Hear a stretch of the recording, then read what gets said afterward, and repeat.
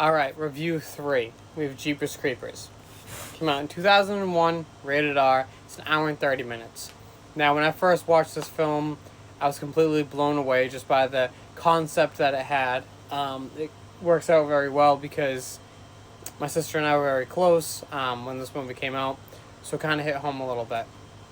So let's dive into the cast. We have Gina Phillips as Trish.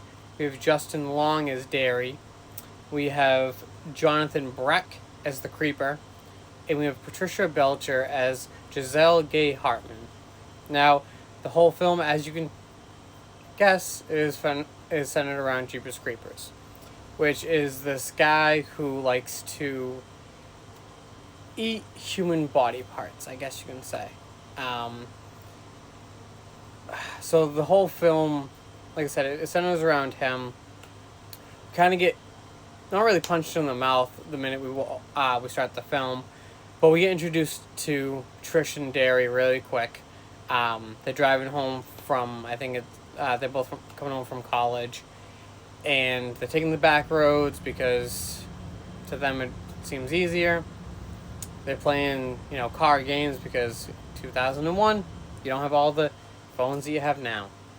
But anyway, so they're bickering back and forth like siblings do, and before you know it, you have this big old rusty truck going probably well over 100 miles an hour.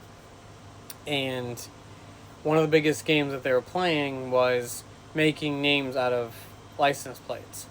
And conveniently, this license plate said "beating you." And the truck ends up running them off the road. And,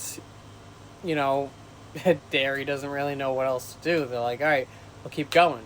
So they keep driving, and they end up seeing the truck again at this old church, and the Creeper is staring at them